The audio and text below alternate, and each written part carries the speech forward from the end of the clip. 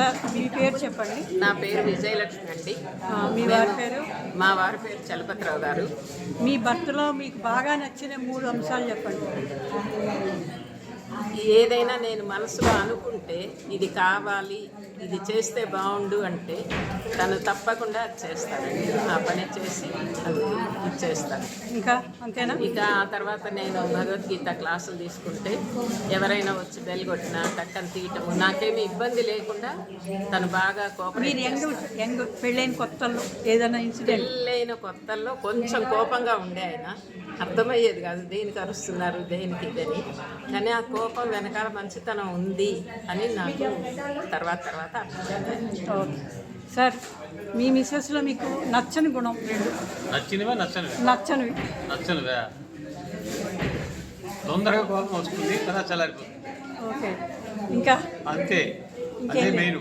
అంటే మీ పెళ్ళి ఎన్ని సంవత్సరాలు అయింది మొత్తం? 44 నుండి 45. 45. ఈ 45 ఏళ్లలో మీకు బాగా నచ్చింది ఏముంది? ఆవిడ నచ్చినది బాగా నచ్చింది? బాగా నచ్చిందివే చెప్పిన మాట వింటామే.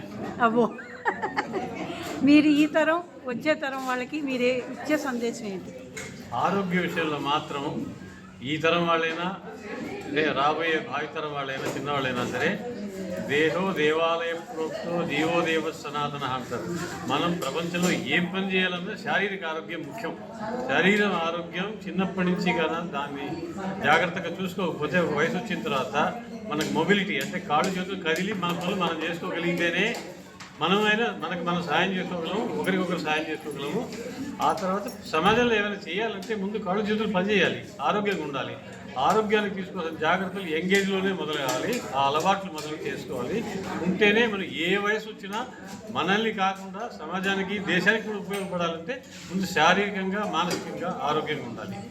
దానికి సంబంధించినది ముఖ్యంగా యువతకు చెప్పేది అంటే మీరు మీ ఆరోగ్యాలను చాలా జాగ్రత్తగా చూసుకోండి. వృద్ధాప్యంలో మనల్ని ఈ రోజుల్లో ఇంతమంది ఎక్కువ మంది పిల్లలు ఉండేవాళ్ళు, ఒక్కరో ఇద్దరు దగ్గర ఉండేవాళ్ళు. ఈ రోజుల్లో అందరూ విదేశాలకు పోతున్నారు, చూసేవాళ్ళు. మన ఆరోగ్యం మనం జాగ్రత్తగా చూసుకుంటేనే మనం బాగుండగలం, మన తోటి వాళ్ళకి, ఆ వయసు వాళ్ళకి, చిన్న వాళ్ళకి సాయం చేయగలం. Okay, thank you so much.